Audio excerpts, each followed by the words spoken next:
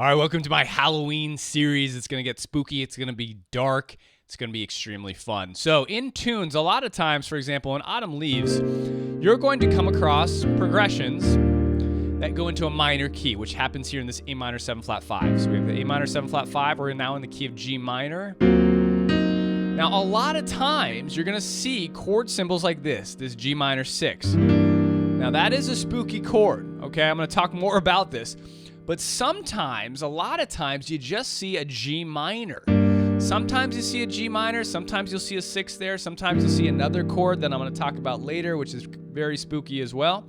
But you have a lot of options here, which I'm going to talk to you about in today's episodes to reharm this, make it more spooky, and, right, just pick from one of the possibilities to just completely reharm the measure over this minor chord. Now, a lot of times, people don't really know the difference, so they might always just play this G minor 7 when it actually says G minor 6, or, again, if it does say just G minor, the default voicing that students go to is this G minor 7. So, in this first episode of my Halloween series, how do we make this more spooky?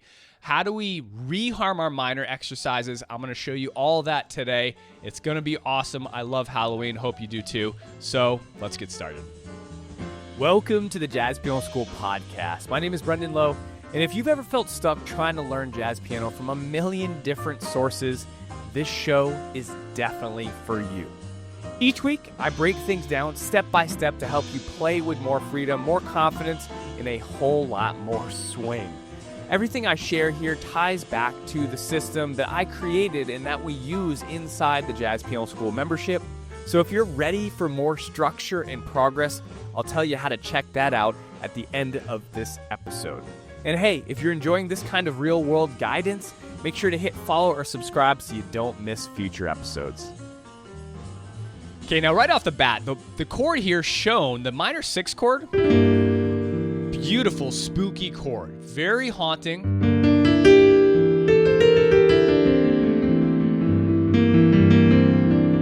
Now, if you don't really know what a minor 6 chord is, like let's say you just know what your minor 7 chord, the minor 7 is more of a neutral color, like a neutral sound. It's more jazzy, it's less spooky, right? That's going to be with your 7th on the top, okay? And again, you can use different types of rootless voicings to voice this, obviously. You hear how jazz that sounds? It's just neutral. That doesn't really give me the spooky hair standing up on my arm vibe, right? What happens when we go to the minor 6 chord is that we're actually going to take the 7th and we're going to move it down to a 6th. So a 6th chord has the 6th on top instead of a 7th. So now we get 1, 3, 5, 6.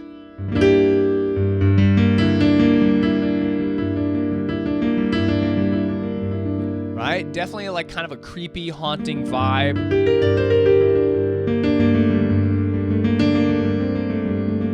Very mysterious. I kind of see like a dark house when I'm playing these colors, like a zoom-in shot in a creepy movie. You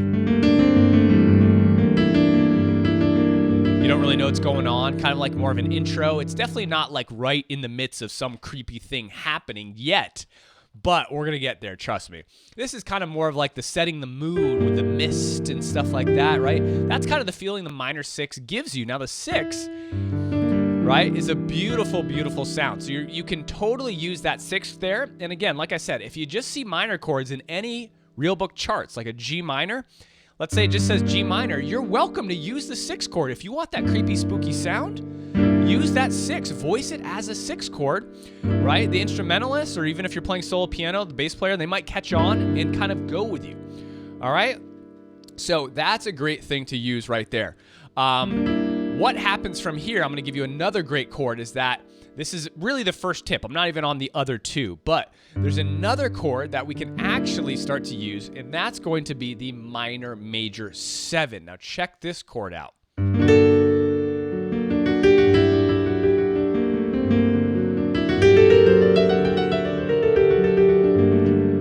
Right? So actually, let me switch screens here because I don't necessarily need to have the chart up. You've seen the chart a lot. This way you can see the entire piano. Here we go.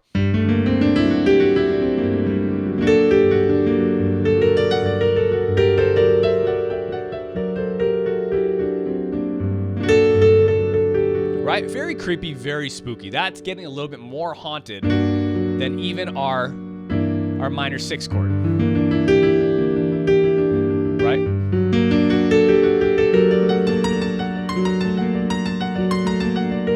I love that. I mean, that's absolutely just beautiful. I love that. So this is called a minor major 7 chord.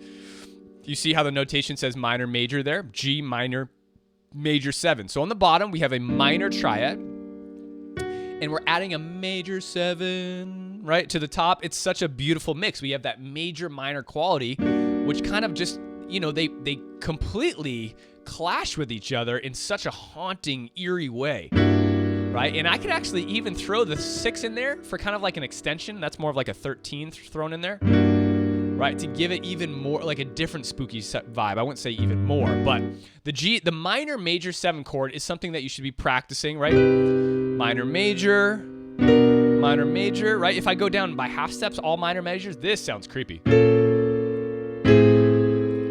I could do it again, right?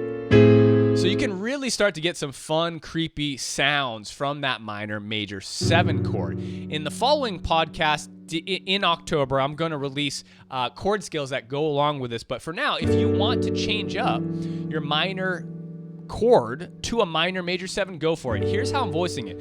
All I'm doing is taking a rootless voicing, B flat, D, F, A. Here's my G minor 7 rootless voicing. Here's my 7. Right? So the only note I need to change from my rootless voicing, my standard rootless voicing, is this. If you don't know your rootless voicings, definitely go learn them. There's my major 7, and with this 9 on top, right? It's just absolutely gorgeous. And I can kind of make this a little bit more crunchy. Right? You hear that crunch there? If I put my bass down a little bit lower.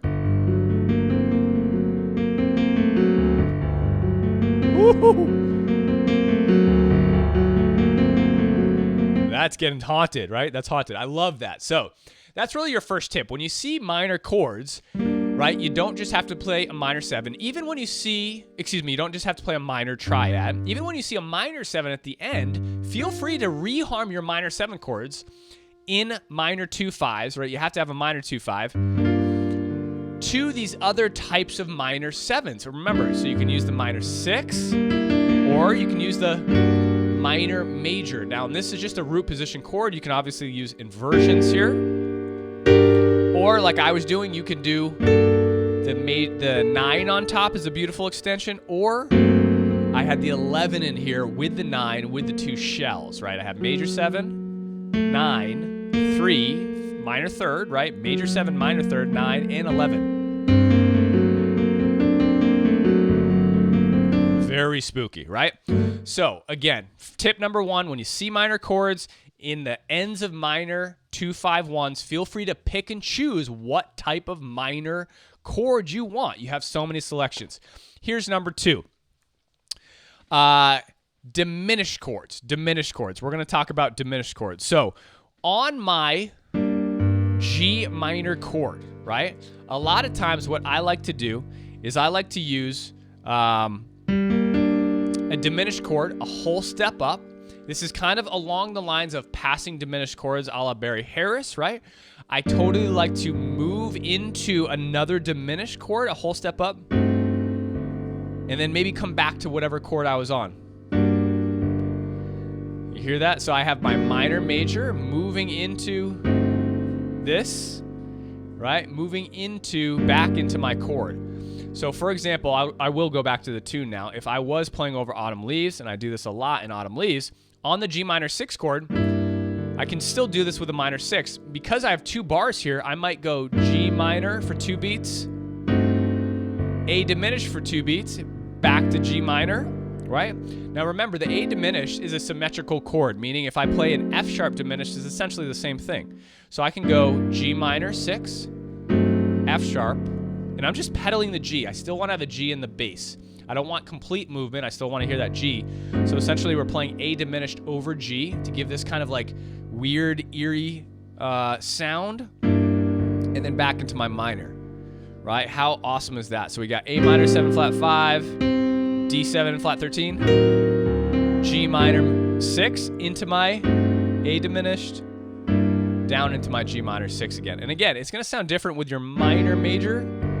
I love how this note actually voice leads into my diminished and then back into my minor major. Now you can take it a step further and kind of go up your inversions. Right, I don't want to get too into this, but this is going to sound very cool if you walk up your inversions of your minor 6 into your diminished. And I usually just pedal the bass. Again, so this is a great technique to create passing movements over minor chords that are just sitting there, right? Pick whatever chord you want, like I said in tip 1, minor major or minor 6, and then move up, right, to a diminished chord that's a whole step up from the root. Now again, right, I'm just going to move to my chord tones. I don't want to go too deep into this, but I can move up and down. But the best way to think about this is just take a diminished chord a whole step up and then come back down to your root position, whatever you want it to be. Fantastic way. Now, diminished chords in general are just spooky, right? But this is just like a really nice way to do it. And sometimes I'll even land on a diminished chord over the 1 on beat 1 and then resolve it. So here's what that would sound like. A minor 7 flat 5 to D7. Now I'm going to hit my diminished chord over my G first. You hear that? So I haven't played the G minor yet. It's kind of like a delayed resolution. Diminished, and then I'll resolve into my minor major. Right? How awesome is that? Here's it in time. 1, 2, and 3, and 4, and 1.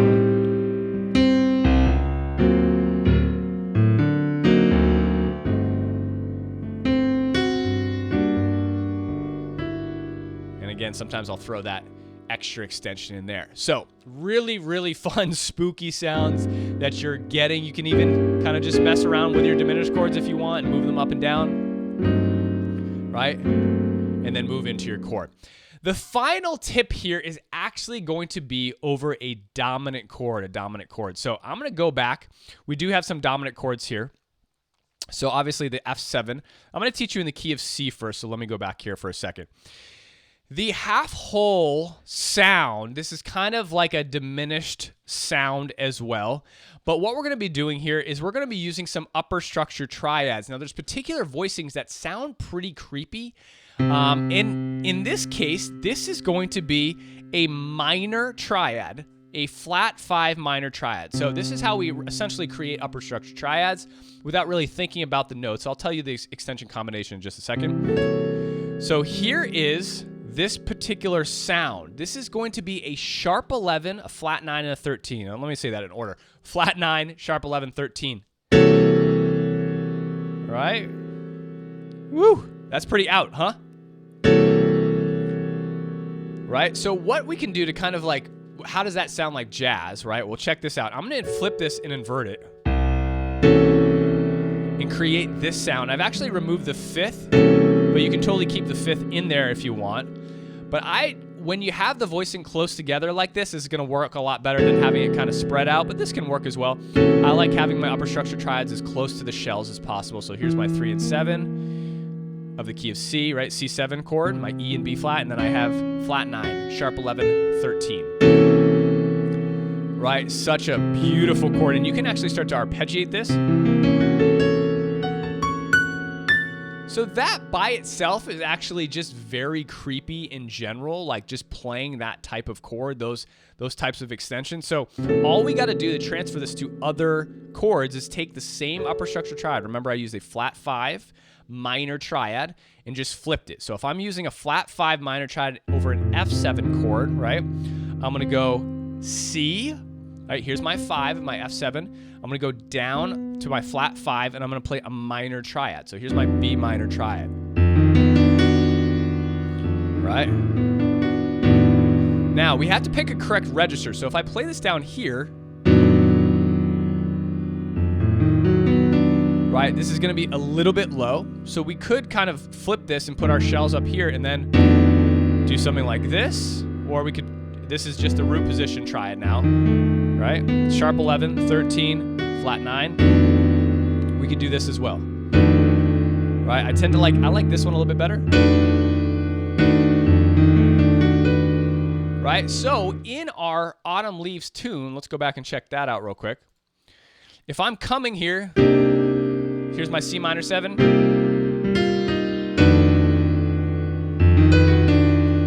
Right? It definitely gives like a really creepy, like twisting sound with this particular set of combination of extensions. Remember, the set of extensions here is flat 9, sharp 11, 13. That's the combination of extensions that's going to create this, right? Create this sound.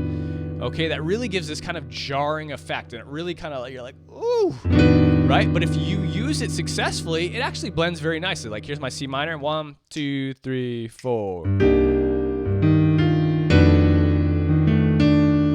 And you have to hear the resolution too, because just by itself, but check it out, like when you play it in the 2-5-1, it resolves very nicely to the B flat major. It sounds way less spooky that way. But if I tend to just maybe start to move this down in half steps, right? It's really gonna get pretty creepy. Oh, I played the wrong one before, right? In different ways. I wouldn't say as creepy as my first two suggestions, but absolutely totally mess around with this particular set of extensions. And again, this is going to be your flat 5 minor upper structure triad, right? So just find your flat 5 triad. There's my flat 5 triad, and put it over a dominant chord, and you're going to get this instant twisting, jarring, like hair-raising sound over your dominant chords. And if you have a lot of dominant chords, you can string these together and create beautiful sounds. So again, tip number 1, reharm your minor chords to be whatever you want. Minor 6, minor 7. Tip number 2, okay, use your diminished chords as passing chords.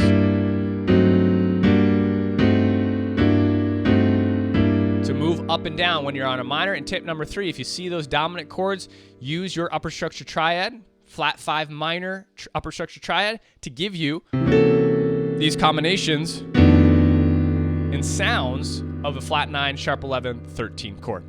Hope you guys enjoyed that. Go on and listen to or watch any of my other videos. You can check out more voicings, tips, tricks, anything like that by staying on the channel. Don't forget to like and subscribe. I'll talk to you soon. Thanks for tuning in. I hope today's episode helped bring you some clarity or even inspiration for your playing. If you want a clear path to move forward based on your personal jazz goals, I put together a free resource called the Jazz Piano School Flowchart. It maps out the 3 most common goals jazz pianists pursue: how to play in a band, comping, solo piano, and improvisation. And it shows you exactly what to work on to get there. You can grab it now for free by going to jazzpianoschool.com/flowchart, or just click the link in the show notes. I'll catch you in the next episode, and as always, happy practicing.